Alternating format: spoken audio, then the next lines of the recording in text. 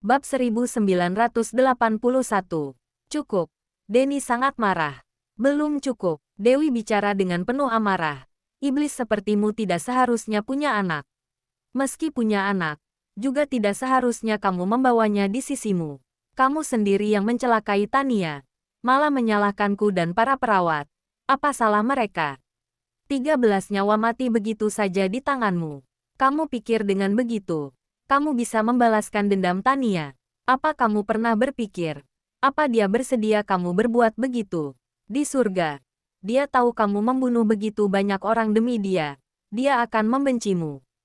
Diam, diam, diamlah. Denny berteriak emosi. Di saat bersamaan, tidak jauh di luar, terdengar sebuah suara tembakan. Segera, teleponnya terputus. Sony segera mengutus orang untuk memeriksanya. Juga menghubungi polisi. Dewi memegang ponselnya. Perasaannya sangat rumit. Awalnya dia hanya ingin berbincang dengannya. Tapi Denny terlalu paranoid. Tidak disangka Dewi malah membuatnya marah. Pembunuh kelas atas sepertinya sangat pandai bersembunyi. Tidak akan menampakkan dirinya dengan mudah. Sungguh sulit menemukannya. Saat ini, emosinya tidak terkontrol. Dia malah menembak, mengungkapkan keberadaannya. Sony segera bertindak dan melapor polisi. Meski kali ini tidak tertangkap, tapi dalam beberapa waktu ini, dia tetap tidak bisa mendekati Dewi. Jadi, ini juga termasuk sebuah keberuntungan. Kepala Dewi mulai sakit lagi. Dia meletakkan ponselnya dan memegang kepalanya dengan erat, berbaring di atas ranjang. Ponselnya bergetar, tapi dia tidak mempedulikannya. Tidak lama kemudian, baterai ponselnya habis dan mati secara otomatis. Sepanjang hari ini banyak telepon masuk, juga tidak mengisi daya. Kota Snowy, mendengar suara sibuk dari seberang sana. Lorenzo menggertakkan giginya dengan kesal. Wanita ini tidak menjawab telepon, tidak membalas pesan teks. Sungguh tidak masuk akal. Tidak masalah jika mengabaikannya, tapi dia juga tidak mencarinya. Semakin memikirkannya, Lorenzo semakin kesal. Dia langsung melempar ponselnya keluar. Apa terjadi sesuatu? Jasper buru-buru menelepon Sony. Sony berkata bahwa di sekitarnya ada suara tembakan. Mungkin orang yang menyerang diam-diam semalam. Dia sudah mengutus orang untuk melacaknya. Jasper segera bertanya kabar. Nona Dewi, apa baik-baik saja? Sony bilang tidak terjadi apa-apa. Bahkan ia mengutus orang untuk melindunginya dari dekat. Dia meyakinkan tuannya untuk tenang. Jasper berpesan beberapa hal, lalu memutuskan teleponnya. Dia menenangkan Lorenzo dengan hati-hati. Tuan, Anda sudah dengar. Tadi di sekitar villa ada suara tembakan. Barangkali Nona Dewi merasa takut. Mungkin sebentar lagi dia akan menghubungimu. Takut? Lorenzo tertawa. Dia tidak takut pada apapun. Mana mungkin takut pada suara tembakan? Jasper tidak tahu bagaimana membalas perkataannya. Mungkin kelembutannya yang sebelumnya itu semua hanya pura-pura. Tujuannya agar aku membiarkan pulang sendiri ke negara asalnya. Lalu dia akan mencari kesempatan untuk kabur. Semakin berpikir, Lorenzo semakin merasa ada yang tidak beres. Kalau tidak, kenapa begitu sampai di kota Bunaken? Dia langsung tidak mempedulikanku. Tuan jangan berpikir terlalu banyak. Mungkin bukan seperti itu. Kenapa tidak? Menurut buku, beberapa bulan di awal adalah masa bulan madu. Keduanya akan sangat manis, saling nempel satu sama lain, terutama si wanita. Tapi, bagaimana dengannya? Dia tidak nempel padaku, bahkan tidak memedulikanku. Lorenzo semakin emosi. Setelah masalah kita di sini beres, kita ke sana lebih awal saja. Hibur Jasper. Seharusnya beberapa hari lagi. Kita hampir selesai.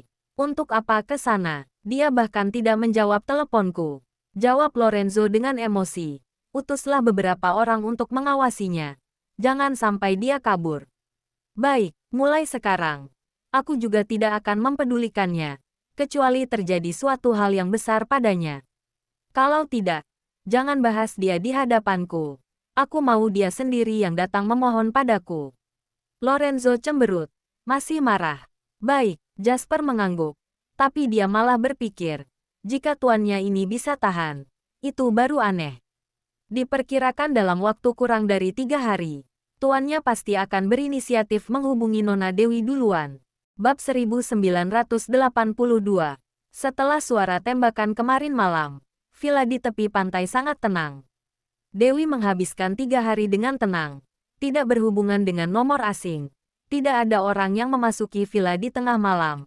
Juga tidak ada suara tembakan apapun. Meskipun demikian, Sonny tetap tidak bersantai sedikit pun. Ia terus berjaga-jaga. Terlebih lagi, orang yang diutus Jasper sudah datang. Sekarang penjagaan keamanan villa semakin ketat. Dewi tinggal dengan patuh selama 3 hari. Melihat kedamaian dunia, membuatnya tidak sanggup untuk berdiam diri lagi. Dia menanyakan Sonny tentang keadaan Jeff di sana. Sonny berkata, Kak Jeff sudah dengar kalau tabib Hansen ada di Bukit Oldis. Kemarin dia sudah membawa orang pergi ke Bukit Oldis untuk mencarinya. Mungkin sebentar lagi akan membawa kemari. Begitu mendengarnya, Dewi tidak dapat menahan kegembiraannya. Tidak disangka kinerja Jeff begitu cepat. Karena sudah menemukan Bukit Oldis, seharusnya sebentar lagi dia bisa menemukannya. Tapi tidak tahu, apa tabib legendaris itu mau mengikutnya turun bukit. Tapi kemampuan kalian sangat hebat. Kalian tidak akan langsung menculiknya ke sini kan? Hahaha, itu sangat mungkin. Sonny tertawa. Kak Jeff sebelumnya bilang, kalau tabib legendaris itu tidak mau ikut, dia bisa menculiknya. Tidak boleh. Dewi buru-buru memarahi. Jangan mengucapkan tidak sopan pada tabib itu. Sonny tercengang. Ia hanya bercanda. Tidak menyangka Dewi begitu kesal. Kamu hubungilah Jeff. Katakanlah apa yang aku katakan. Harus menghormati tabib Hansen. Kalau dia tidak mau datang, bujuk dia dengan perasaan dan logika. Jangan sampai tidak sopan terhadap orang tua. Orang itu, walaupun dia adalah seorang tabib legendaris, tapi ia sudah tua. Tubuhnya punya berbagai penyakit. Kalau kalian menculiknya dan terjadi sesuatu, aku tidak akan mengampuni kalian. Baik, aku akan menyampaikannya pada Kak Jeff. Sonny bersiap menghubungi Jeff. Tapi setelah jalan beberapa langkah, ia kembali teringat sesuatu. Lalu bertanya dengan heran pada Dewi. Nona Dewi, bagaimana Anda bisa tahu kalau tabib legendaris punya berbagai penyakit? Itu, Dewi tersedak seketika. Dengan cepat ia menemukan alasan. Apa ini masih perlu ditanya? Orang tua mana yang tidak berpenyakitan? Tabib Hansen itu sudah begitu tua. Tidak bisa menghindari hukum alam. Ucapan Nona benar. Sonny mengangguk-angguk. Aku telepon Kak Jeff. Pergilah. Dewi melihat Sonny pergi. Ia merasa bersalah. Untungnya orang ini bodoh. Dan juga sangat mengaguminya. Jadi dia tidak berpikir banyak. Kalau tidak, dia akan menyadari hubungannya dengan tabib Hansen. Tapi, kalau mereka benar-benar membawa tabib Hansen kemari, identitasnya juga akan terbongkarkan. Mau disembunyikan bagaimanapun juga, dia tetap tidak akan bisa bersembunyi dari orang tua itu. Walaupun umurnya sudah tua, tapi dia masih sangat hebat. Memikirkan kekhawatiran ini, Dewi jadi teringat kembali masalah Tania. Kalau gurunya masih bersedia mengakuinya, dia benar-benar sangat ingin memintanya untuk mengajarinya operasi itu. Sampai sekarang dia masih tidak mengerti, kenapa operasi itu bisa gagal. Baginya, itu adalah sebuah pukulan yang besar. Membuatnya mempertanyakan keterampilan medisnya. Di saat yang bersamaan, juga membuatnya merasa bersalah atas kematian Tania. Seperti sebuah duri dan sebuah misteri, yang terus membuatnya ingin memecahkannya. Saat imajinasinya sedang berkeliaran, ponselnya berbunyi. Brandon menghubunginya. Dewi buru-buru menjawab, Brandon, sobat, bagaimana denganmu? Tidak apa-apa kan? Cukup baik. Ada apa? Aku ingin pergi mencarimu. Tapi Bibi Lauren menyita pasporku. Tidak mengizinkanku pergi. Dia bilang kalau aku pergi juga tidak akan bisa membantumu. Hanya akan merepotkan. Aku sangat mengkhawatirkanmu dan sangat merindukanmu. Yang diucapkan Bibi Lauren benar. Kamu uruslah panti asuhan Zambe dengan tenang. Jangan menambah kekacauan. Baiklah. Aku tahu kamu akan berkata seperti ini. Brandon mendesah. Aku meneleponmu untuk memberitahumu suatu hal.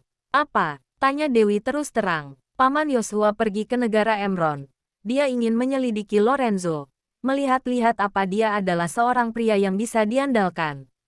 Aku juga ingin tahu, apa kamu benar-benar mau menikah dengan Lorenzo? Bab 1983. Dewi kehilangan kata-kata. Saat ini, kenapa Paman Yosua pergi ke negara Emron untuk menyelidiki Lorenzo? Tapi, beberapa hari ini Dewi terus memikirkan masalah Denny dan Tania. Benar-benar lupa pada Lorenzo. Dewi, Brandon memanggilnya 2 kali. Aku bukannya ingin mengatur hidupmu. Aku hanya ingin menasehatimu. Pertimbangkanlah dengan baik. Kamu beberapa hari ini tidak lihat berita kan? Berita apa? Tanya Dewi. Berita internasional. Tentu saja berita lokal negara Emron. Sudah menyebar luas di berbagai media besar. Mungkin di negara Nusantara sana juga akan ada. Brandon mengingatkannya. Ini soal Lorenzo. Kamu lihatlah. Lorenzo masuk berita. Dewi buru-buru mencari tablet. Produk elektronik seperti ini sangat jarang ia gunakan. Ia juga tidak suka menggunakannya. Tapi tidak disangka, terkadang juga berguna. Dia menyalakan tablet dan mengecek link berita. Sambil berkata, Lorenzo tidak mungkin mengumumkan pada media tentang pernikahannya denganku kan. Benar-benar membuatku kesal. Aku bahkan masih belum setuju. Baru saja dia selesai berbicara. Tiba-tiba dia terkejut. Lorenzo memang masuk berita. Headline berita utama. Tapi bukan mengumumkan pernikahannya dengannya. Melainkan rumor dengan Juliana Henderson. Beritanya sangat detail. Juga dilengkapi dengan foto-foto mesra. Ada foto keduanya yang sedang menghadiri pesta bersama. Juliana menarik lengannya. Mendongak dan menatapnya dengan penuh kasih sayang. Ada juga foto keduanya yang sedang makan malam bersama. Lorenzo bahkan mengendarai mobil sendiri dan mengantar jemputnya. Selain itu, masih ada satu foto yang lebih intim. Di samping kolam air mancur, tampaknya baju Juliana basah. Lorenzo melepaskan mantelnya dan dipakaikan padanya. Di foto-foto ini, hanya terlihat samping wajah atau punggung Lorenzo. Wajahnya sama sekali tidak terlihat jelas. Malah wajah Juliana yang terlihat sangat jelas. Sekarang beritanya sudah tersebar di mana-mana. Semua orang tahu. Ada juga media yang mengungkapkan bahwa mereka berdua adalah teman masa kecil. 2 anak kecil yang polos. Juga ada yang bilang bahwa keduanya akan segera menikah. Bahkan ada beberapa akun media pribadi yang menuliskan kisah cinta romantis mereka seperti menulis novel. Ditambah foto mereka yang seperti pasangan ideal. Dan tercipta untuk satu sama lain, membangkitkan rasa iri para netizen. Kondisi saat ini adalah, netizen di seluruh dunia semuanya mengucapkan selamat kepada pasangan itu. Melihat berita-berita ini, otak Dewi langsung meledak. Amarah yang membara mengalir langsung dari hati ke otak, sedang terbakar. Bagus sekali Lorenzo, sebelum berpisah. Dia masih begitu nempel dengannya, menyayanginya, seperti tergila-gila. Baru pergi beberapa hari, dia langsung mulai berhubungan dengan wanita lain. Sebelumnya, saat di hadapannya, kelihatannya dia tidak tertarik dengan Juliana. Ternyata semuanya hanyalah sandiwara. Dewi, melalui telepon, Brandon bisa merasakan Dewi sedang marah. Dia menghiburnya dengan hati-hati. Kamu tidak apa-apa kan? Tidak apa-apa. Memangnya aku harus bagaimana? Dewi tertawa dingin mengejek. Lagi pula aku juga belum menjawabnya mau menikah dengannya atau tidak. Untungnya belum menikah. Dia berkata sambil menggertakkan gigi. Sangat ingin terbang ke kota Snowy sekarang juga. Lalu mematahkan leher Lorenzo. Benar. Untungnya belum menikah. Sekarang masih sempat menarik diri. Intinya, jangan mau dengan pria ini. Dari awal aku sudah tahu. Pria terpandang dan punya kedudukan sangat tinggi seperti ini. Tidak mungkin jatuh cinta pada satu orang saja. Aku sudah lihat banyak. Tunggu kamu sembuh. Aku dan Bibi Lauren baru pergi menjemputmu ke kota Bunaken. Sampai saat itu, putuskanlah hubunganmu dengan Lorenzo. Oh ya, sekarang kamu masih belum boleh keluar dari wilayah perlindungan keluarga Moore. Bibi Lauren bilang, orang gila itu akan selalu mengawasimu diam-diam. Kalau kamu sendirian, akan sangat berbahaya. Halo, Dewi, Belum selesai Brandon berbicara. Dewi sudah mematikan teleponnya. Dia langsung menghubungi nomor Lorenzo. Teleponnya berdering lama. Tidak ada yang mengangkat. Dewi kembali meneleponnya lagi. Masih tidak ada yang mengangkat. Dia menelepon 3 kali berturut-turut dan semuanya tidak diangkat. Amarahnya semakin membara. Bab 1984. Dewi begitu marah. Ia berjalan mondar-mandir di dalam kamar. Ponsel di tangannya hampir saja dipatahkannya. Setengah jam berlalu. Lorenzo masih belum membalas teleponnya. Setelah 1 jam berlalu masih belum ada balasan. Dia terus menatap ponselnya. Suaranya diaktifkan. Menunggu telepon masuk. Tapi, 1 jam, 2 jam, 5 jam telah berlalu. Masih belum ada telepon masuk. Dewi sudah sangat emosi. Dia bersiap menanyakan nomor Jasper pada Sony. Namun saat itu, ponselnya berbunyi. Lorenzo meneleponnya. Tanpa berpikir, Dewi buru-buru mengangkatnya. Halo, kenapa? Ada masalah? Suara Lorenzo jelas dan dingin. Terasa asing dan acuh. Dewi semakin marah. Ia langsung berkata dengan geram. Lorenzo, apa maksudmu? Lorenzo di ujung telepon sedang menandatangani dokumen. Ponselnya diletakkan di atas meja. Mode pengeras suara dinyalakan. Oleh karena itu, gendang telinganya hampir pecah olehnya. Kenapa marah seperti ini? Siapa yang mengganggumu? Aku sudah lihat beritanya. Sekarang kamu segera jelaskan padaku sejelas-jelasnya. Dewi ingin sekali bergegas masuk ke telepon untuk mencekik dan meminta penjelasannya. Perkataannya yang keras ini membuat suasana hati Lorenzo menjadi buruk. Ia berkata dengan dingin. Ada apa dengan sikapmu ini? Kenapa kasar sekali? Maksudmu apa? Apa aku tidak punya hak untuk bertanya? Dewi menekan jarinya di layar tabletnya, sambil memarahinya dengan kesal. Mana bajingan tidak tahu malu yang bilang ingin menikahiku itu? Mana bajingan yang terus nempel padaku itu? Sekarang aku baru pergi beberapa hari. Kamu sudah berhubungan dengan wanita lain. Apanya yang nempel padamu terus? Kamu mengatakannya seakan-akan kamu tidak suka. Lorenzo juga marah. Mana wanita buruk yang merampas ciuman pertamaku? Naik ke tempat tidurku di tengah malam. Menggunakan 2 identitas untuk mendekatiku. Bahkan menahan peluru untukku. Dan kembali untuk menyelamatkanku tanpa mempedulikan hidup dan matinya. Aku memang sudah buta. Puas. Dewi meraung dengan geram. Kemudian langsung mematikan teleponnya. Sialan. Di ujung telepon, Lorenzo begitu emosi. Wanita buruk itu ternyata berani menutup teleponku. Pria rendah sialan. Tidak tahu malu dan sangat rendahan. Dewi menggertakkan giginya dengan geram. Tidak ada tempat untuk melampiaskan amarah di seluruh tubuhnya. Tepat di saat itu juga, tanpa sengaja ia melihat lagi foto di dalam berita. Yang dipakai Juliana di lehernya ternyata adalah pusat galaksi. Itu adalah kalung berlian seharga ratusan miliar. Di awal Lorenzo membelikannya. Dia berpura-pura angkuh dan berpura-pura menolaknya. Dalam sekejap dia langsung menyuruh orang lain untuk mengembalikannya. Membuat dirinya begitu menyesalinya.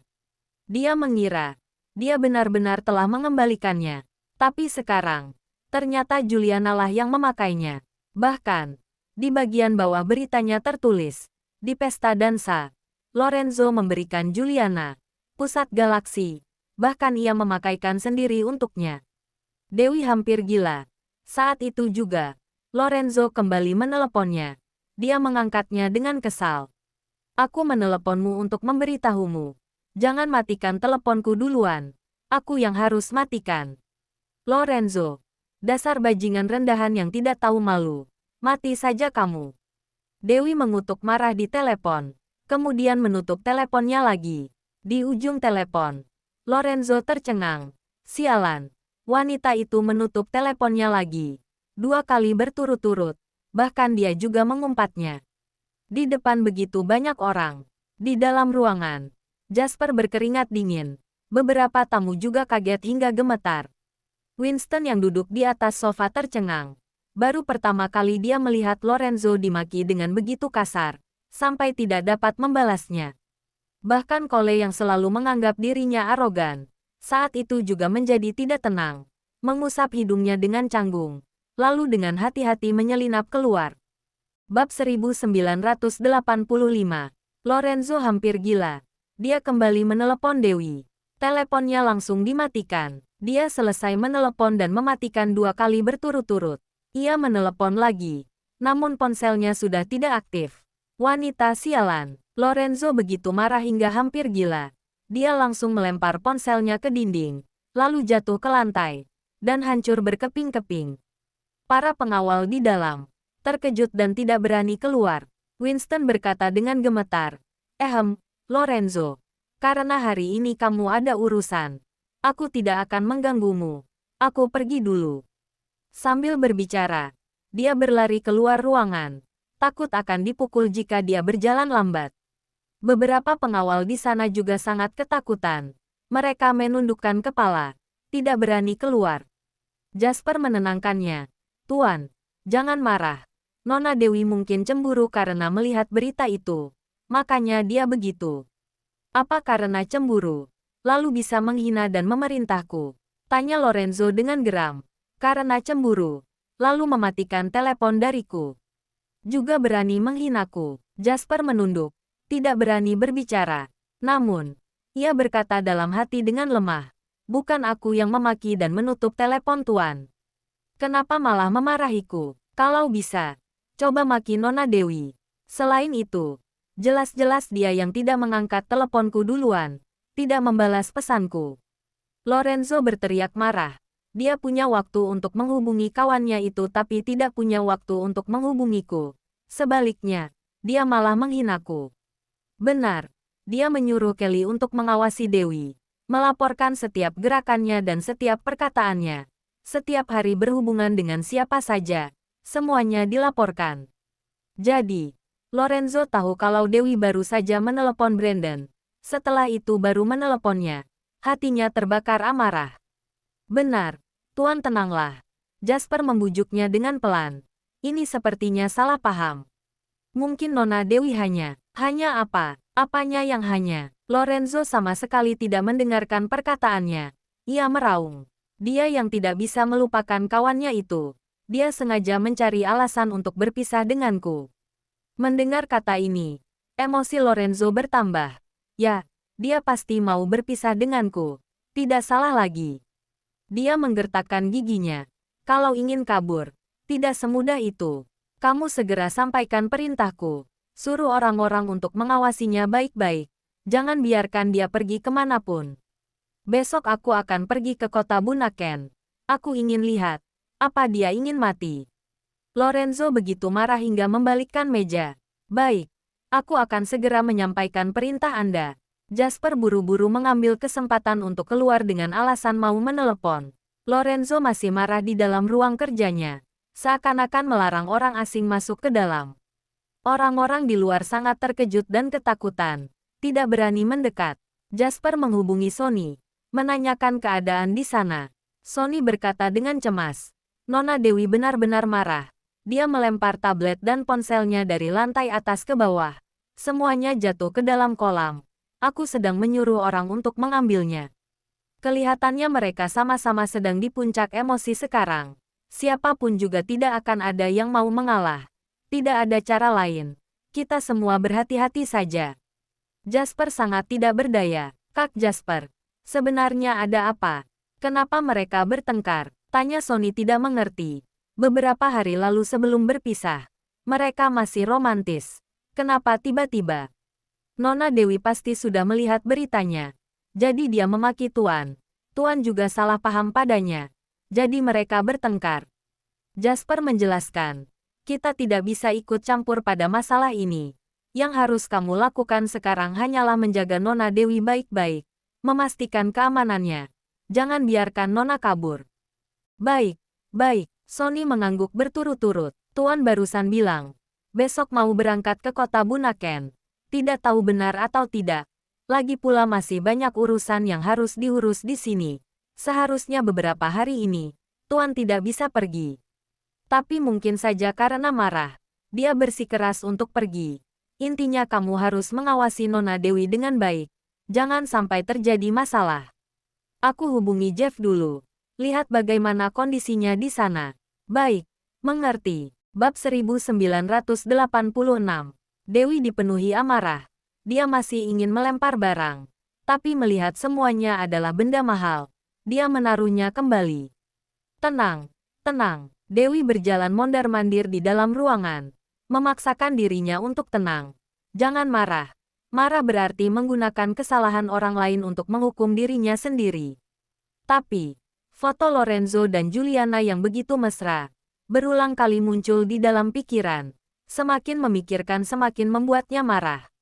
Dia sangat ingin terbang ke sana dan menghajar Lorenzo hingga menjadi serpihan. Nona Dewi, tenanglah. Kelly membujuknya dengan hati-hati. Ini pasti ada kesalahpahaman. Terlebih lagi, Tuan begitu menyukai Anda. Perasaannya tidak akan berubah. Kamu jangan membelanya. Sekarang kenyataan ada di depan mata. Dewi berkata dengan kesal. Bahkan ketika aku menyampaikannya di telepon, dia tidak membantahnya. Malah membuatku marah. Itu, Kelly tidak berani berbicara. Namun dia juga tidak berani menghina tuannya. Terlebih lagi, dia juga tidak mengerti tentang masalah percintaan. Nona Dewi, jangan marah. Beberapa hari lagi Tuan akan datang. Jika ada masalah, kalian cukup berdiskusi dengan jelas. Sony juga membujuknya. Untuk apa dia datang? Begitu Dewi mendengarnya, dia tambah geram. Memamerkan hubungan percintaan antara dirinya dengan Juliana. Atau untuk berdiskusi denganku. Mau bilang kalau aku menutup teleponnya. Itu, Sony tidak dapat membalasnya. Sudahlah, kalian semua keluarlah. Dewi tidak ingin melampiaskan kemarahannya pada mereka. Aku ingin sendirian. Baik, Kelly berlari. Takut dimarahi. Nona Dewi, tenangkan diri Anda. Aku percaya Tuan bukan orang seperti itu. Aku tanyakan kondisi di sana dulu. Lalu kembali beritahu Anda. Sony masih sangat takut pada Dewi.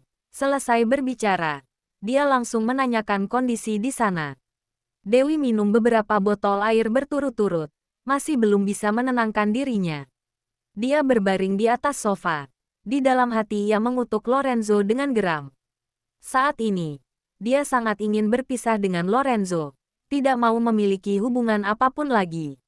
Memikirkan hal ini, dia segera membereskan barangnya. Bersiap berangkat.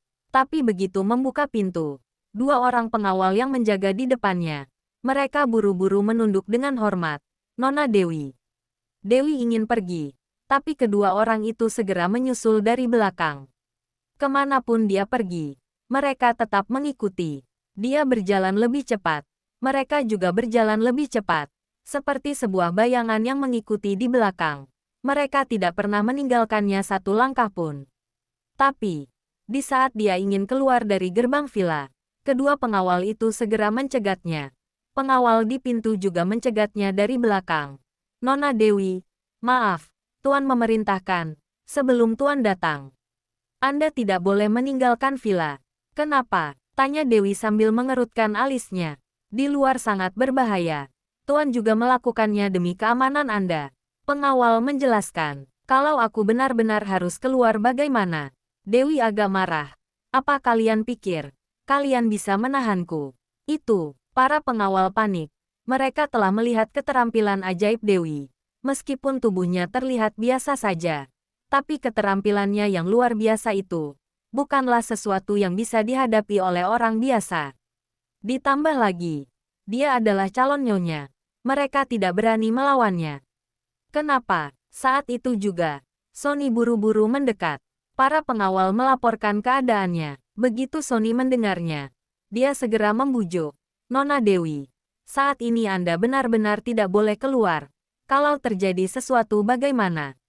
Mendengar kata-kata itu, Dewi teringat akan nasihat Bibi Loren. Saat ini dia benar-benar tidak boleh keluar dari wilayah pengawasan keluarga Moore. Kalau dia menjadi sasaran Denny, pasti akan sangat berbahaya. Meski hatinya tidak nyaman, tapi mengingat masalah keamanan, Dewi pun mau berkompromi. Dia berkata dengan kesal, "Ya sudah, aku tidak mau menyulitkan kalian." Kemudian, dia berbalik. Begitu kembali ke kamar, Sony memberikan ponsel baru. Berkata dengan pelan, "Aku sudah memasang kartu SIM Nona. Tenangkanlah dirimu. Aku sudah menanyakannya pada kawan-kawan yang lain. Rumor-rumor itu sepertinya sengaja dibuat oleh keluarga Henderson. Tuan juga marah. Nona percayalah padanya. Aku telah bersamanya selama bertahun-tahun. Aku memahaminya. Tuan tidak akan berselingkuh. Bab 1987. Melihat tampang jujur Sony, amarah Dewi perlahan-lahan mereda. Ia menoleh dan berpikir.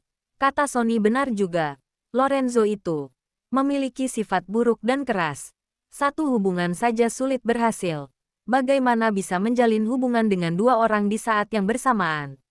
Apa benar ada kesalahpahaman? Tapi, dia memberikan pusat galaksi pada Juliana. Jadi seharusnya itu benar.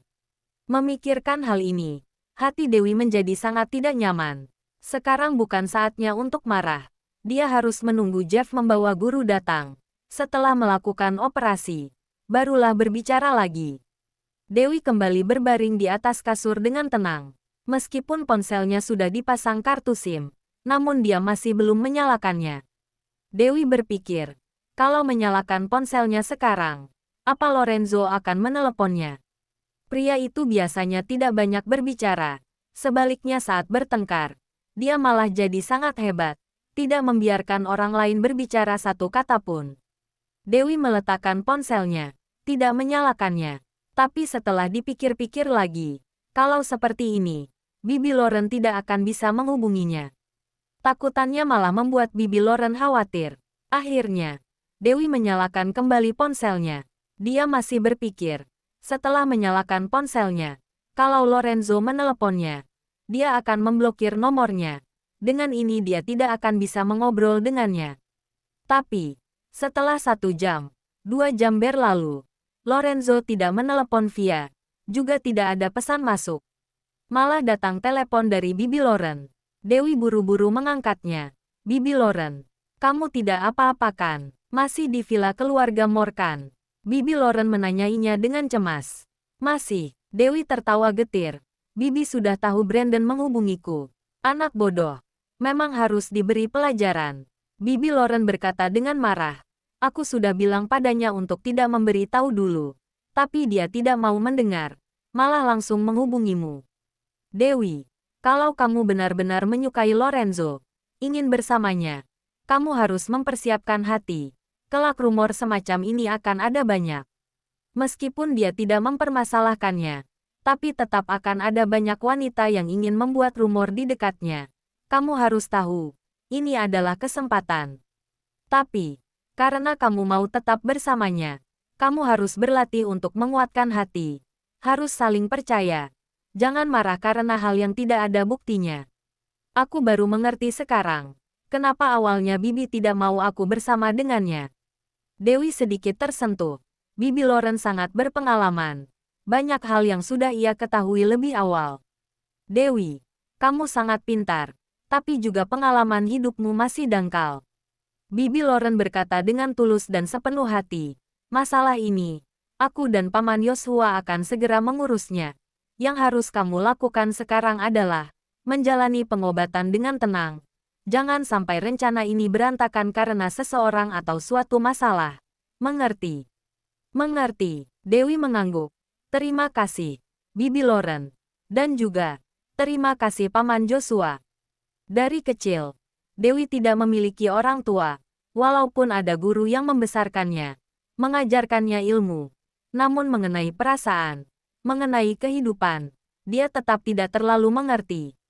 Meskipun dia pintar dan kemampuannya sangat tinggi, namun dia masih muda. Perjalanan kehidupan baru saja dimulai. Ada banyak hal yang belum pernah ia alami, jadi masih kurang berpengalaman. Untungnya, ada Bibi Lauren dan Paman Yosua yang mengawal hidupnya, sehingga dia bisa sampai pada hari ini. Bodoh kita ini keluarga, untuk apa berterima kasih? Kamu harus mengingat kata Bibi. Sekarang jangan pedulikan apapun. Lakukanlah operasi itu. Nanti baru kita berdiskusi lagi. Mengerti? Bibi Lauren kembali menasihatinya. Mengerti. Dewi menjawab dengan sungguh-sungguh. Operasinya harus dilakukan secepat mungkin. Jangan ditunda lagi. Jika orang dari keluarga Moore masih belum menemukan gurumu, kamu langsung mengaku saja. Sedangkan tabib Hansen itu, kamu mengaku salah dengan baik. Dia pasti akan memaafkanmu. Seharusnya akan segera ditemukan. Nanti coba aku tanya. Dewi juga membenarkan hal ini. Terutama dia takut guru tidak bersedia turun bukit. Jeff juga sangat keras. Takut dia malah akan menakuti gurunya. Bab 1988. Setelah telepon dimatikan, Dewi pergi mencari Sony, menanyakan keadaan Jeff di sana. Sony baru saja ingin melaporkannya. Jeff sudah menemukan Tabib Hansen. Hanya saja Tabib Hansen tidak mau turun bukit. Sekarang Jeff sedang memikirkan cara untuk membujuknya. Begitu mendengarnya, Dewi menjadi bersemangat dan tidak tenang. Guru benar-benar sudah ditemukan. Apakah gurunya akan datang? Apa Jeff akan membocorkan dan mengungkapkan identitasnya secara tidak sengaja? Memikirkan hal ini, Dewi menyuruh Sony untuk menghubungi Jeff. Dia ingin memperingatkannya sendiri. Sony buru-buru menghubungi nomor Jeff. Setelah telepon berbunyi lama, barulah dijawab, "Halo, Kak Jeff, Nona Dewi mencarimu." Sony memberikan ponselnya pada Dewi. "Nona, Jeff baru saja ingin bicara." Dewi sudah memotongnya. "Apa di sebelahmu ada orang?" "Aku ada di rumah Tabib Hansen," kata Jeff. "Pergilah ke halaman belakang. Jangan sampai ada orang yang mendengarnya." Dewi segera berbicara. "Oke." Jeff membawa ponsel menuju halaman belakang. "Sekarang sudah tidak ada orang. Nona Dewi, bicaralah." "Apa kamu sudah bertemu dengan Tabib Hansen?" tanya Dewi dengan serius. "Sudah," lapor Jeff. "Aku sedang berusaha membujuknya untuk turun. Dia sangat keras kepala. Bisa dikatakan bagaimanapun juga tetap tidak mau turun. Dia bilang, dia sudah bertahun-tahun tidak melakukan operasi. Menyuruhku mencari orang lain." "Apa kamu sudah mengatakan padanya mengenai identitasku?" Dewi memotong perkataannya, menyampaikannya dengan cemas. "Aku hanya bilang, dia adalah calon istri tuan kami. Dan sesuai dengan maksud Anda, aku sudah mengatakan kondisi dan umur Nona. Juga tidak ada riwayat penyakit, selain itu aku tidak bilang apa-apa lagi." Jeff memperhatikan rumah kayu dengan hati-hati. "Apa kamu sebut namaku?" Dewi bertanya lagi. "Tidak," Jeff menggeleng. "Baguslah kalau begitu." Dewi mendesah lega. Ia kembali memberi perintah. "Lain kali saat telepon, jangan sebut namaku. Panggil saja Nona. Mengerti?" "Mengerti." Jeff mengangguk. "Sebelumnya setiap menelepon, saya selalu menelepon di dalam mobil. Tabib Hansen tidak tahu nama Nona." "Baguslah kalau begitu. Baguslah." Barulah Dewi tenang. Kemudian ia memperingatinya. "Bujuklah dia. Jangan selalu membicarakan persyaratannya. Katakan saja, menyelamatkan sebuah nyawa lebih baik daripada membangun kekayaan. Nona kami juga terluka karena menyelamatkan orang. Dia baru berumur 21 tahun. Dia masih muda. Sayang sekali kalau nyawanya hilang begitu saja. Semoga dia mau menunjukkan belas kasihannya dan menyelamatkannya." Apa harus bicara seperti itu? Meskipun Jeff penurut, tapi dia biasanya selalu mendengar perintah Lorenzo saja. Terhadap orang lain, dia hanya bermaksud sopan, tidak pernah menuruti. Sekarang harus merendahkan dirinya untuk memohon pada orang tua. Dia tidak terlalu terbiasa.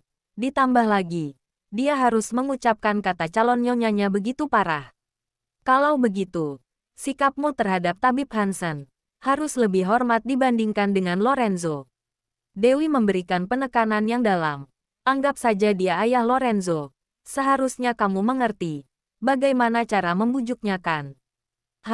Jeff tercengang. "Kenapa Lakukan sesuai kataku." Dewi mengaturnya dengan keras. "Oke." Karena perintah itu, Jeff tidak berani menolaknya. Sebelum pergi, Lorenzo pernah memberi perintah. Dewi adalah nyonya. Selama itu tidak bertentangan dengannya, ia harus menuruti perintahnya. "Aku tunggu kabar baik darimu." Dewi membalasnya, lalu mematikan teleponnya. Sambil memegang ponsel, Jeff masuk kembali ke rumah kayu. Ia mengubah sikap kasarnya saat berbicara, membungkuk 90 derajat pada Tabib Hansen dan berkata dengan penuh hormat, "Tabib Hansen, saya menyinggung Anda tadi. Saya ingin meminta maaf pada Anda. Barusan nyonya kami sudah memperingatkanku. Dia juga seorang tabib. Sebelumnya dia terluka demi menyelamatkan orang. Tapi tabib tidak bisa mengobati dirinya sendiri." Setengah jam kemudian, Dewi menerima telepon dari Jeff. Di ujung telepon, Jeff berkata dengan semangat, "Tabib Hansen setuju. Dia setuju. Besok sore kami akan berangkat turun bukit. Baguslah. Bab 1989. Jeff memberitahukan kabar baik ini pada Jasper. Dia berkata dengan tersentuh, "Nona Dewi benar-benar hebat. Dia mengajariku suatu metode dan tabib Hansen langsung terbujuk olehku." Sehebat itu, Jasper sangat penasaran. Metode apa yang dia ajarkan padamu? Jeff menceritakan semua hal yang dikatakan Dewi. Setelah setengah berbicara, dia berhenti. Tiba-tiba dia menyadari sesuatu. Tidak mungkin. Bagaimana Nona Dewi bisa tahu kalau di rumah tabib Hansen ada halaman belakang? Dia langsung menyuruhku untuk bicara di halaman belakang. Terlebih lagi, kata-katanya itu, seakan-akan dia sangat mengenal tabib Hansen. Bukan hanya mengenal, tapi juga sangat menghormati. Jasper menganalisanya. Sepertinya mereka memang saling kenal sejak awal. Tapi, kalau tabib Hansen dan tabib Dewi sudah saling kenal, kenapa dia tidak memberitahu kita? Ini semua juga demi menyelamatkan nyawanya sendiri. Benar, Jeff juga merasa bingung.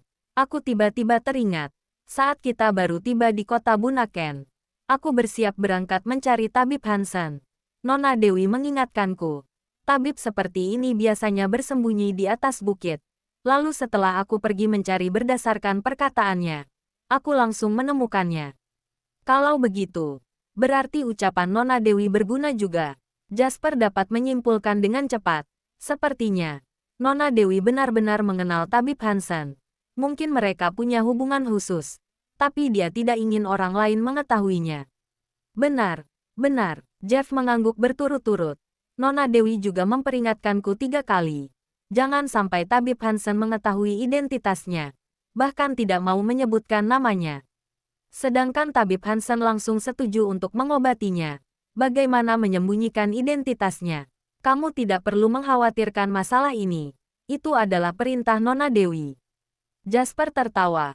Karena keadaannya sedang genting, otomatis dia akan memikirkan cara. Kamu hanya perlu menuruti semua perintahnya saja. Ya, benar juga. Jeff mendesah. Pemikiranmu masih lebih baik dariku. Pantas saja Tuan lebih suka kamu ada di sisinya. Hahaha. Kata-kata ini menyakitkan sekali. Jasper tertawa. Omong-omong, kapan Tuan datang? Tanya Jeff. Aku dengar dari Sony. 2 hari ini Nona Dewi sedang tidak tenang. Suasana hatinya juga tidak terlalu stabil. Ternyata mereka berdua masih belum baikan, kata Jasper. Tapi, karena kamu sudah berhasil membujuk tabib Hansen, seharusnya Tuan akan ke sana. Di mulut bilang sangat marah, tapi kenyataannya Tuan sangat mengkhawatirkan Nona Dewi. Kamu laporlah. Aku pergi menyiapkan pesawat pribadi. Oke, Jasper menutup telepon dan pergi mencari Lorenzo, melaporkan kabar barusan padanya secara detail. Setelah Lorenzo mendengarnya, ia segera memberi perintah. Siapkan pesawat pribadi. Kita segera pergi ke kota Bunaken. Sekarang, Jasper buru-buru mengingatkan. Apa Anda lupa kalau sore ini Pak Presiden akan datang memeriksa kantor? 3 keluarga besar dan Tuan Semi sudah di sana dan bersiap dari pagi. Aku lupa. Lorenzo melirik jam tangannya. Sekarang masih pukul 9:30 pagi. Hari ini dia mengurus beberapa urusan bisnis di rumahnya.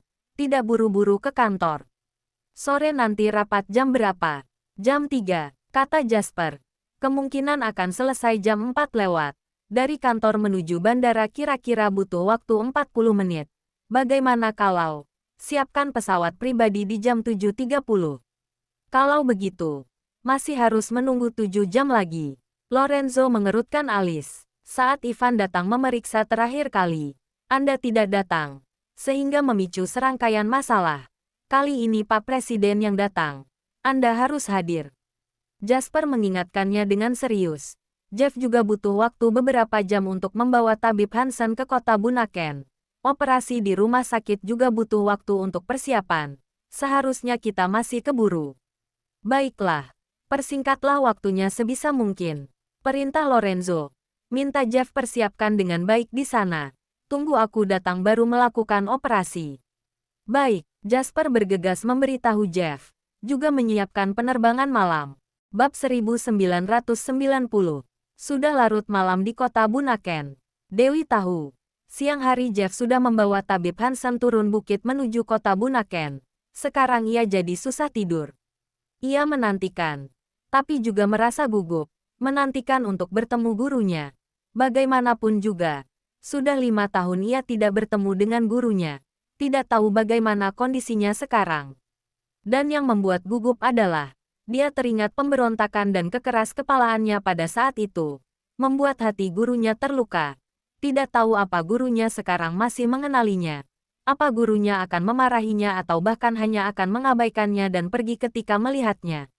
Memikirkan hal ini, Dewi merasa gelisah. Ketika sedang berpikir, ponselnya tiba-tiba bergetar. Dewi menerima beberapa pesan singkat dari sebuah nomor tidak dikenal. Dia membukanya dan wajahnya menjadi pucat karena terkejut. Pesan tersebut berisikan video ledakan di panti asuhan. Di dalam video itu, panti asuhan itu berantakan. Banyak anggota staf dan anak-anak yang terluka. Anak-anak berdiri di taman bermain tanpa alas kaki, menangis ketakutan. 3 pesan singkat berturut-turut terjadi di panti asuhan negara Swedoland. Waktunya adalah 1 jam yang lalu. Dewi segera menelepon Bibi Lauren. Telepon tidak bisa tersambung.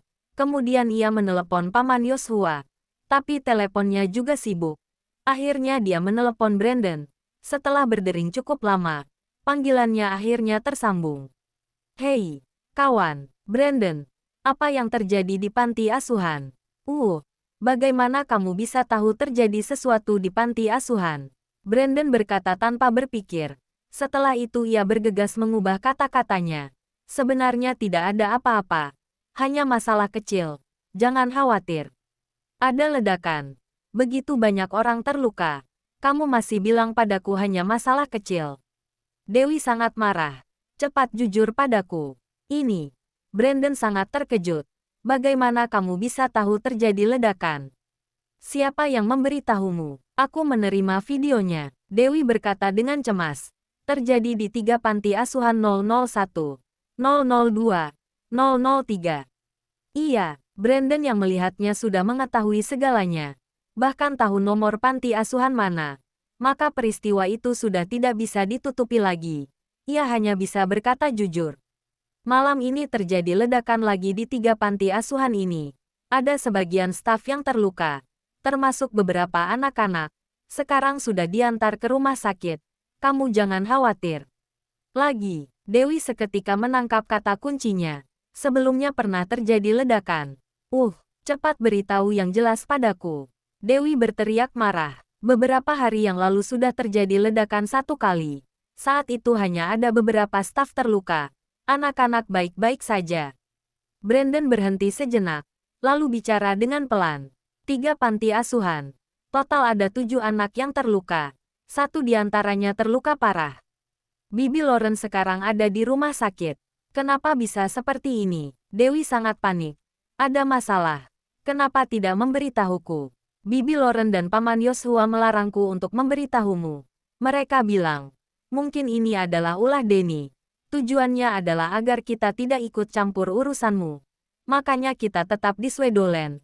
Tidak berani pergi. Hanya Paman Yoshua yang pergi sekali ke negara Maple. Tapi keesokan harinya kembali lagi. Kira-kira, si gila itu tidak akan menyentuh panti asuhan lagi. Tidak disangka malam ini lagi-lagi. Ketika Brandon sedang berbicara, ponsel Dewi mendapatkan sebuah panggilan dari nomor tidak dikenal. Dewi segera berkata, Brandon, tunggu bentar. Setelah berkata, dia mengganti jalur teleponnya. Halo, keluarga Moore bisa melindungimu, tapi tidak tahu apa bisa melindungi panti asuhanmu. Suara Denny terdengar melalui telepon, membawa hawa dingin yang suram. Dasar gila. Dewi berteriak marah. Anak-anak itu tidak bersalah. Kenapa kamu menyentuh mereka? Ya benar. Anak-anak itu tidak bersalah. Denny berkata pelan. Apa Taniaku bersalah? Kalau bukan karena kamu, mana mungkin dia mati? Jangan lupa like, komen, dan subscribe. Ya, terima kasih untuk semuanya yang sudah subscribe, like, dan komennya. Tunggu terus kelanjutannya. Ya.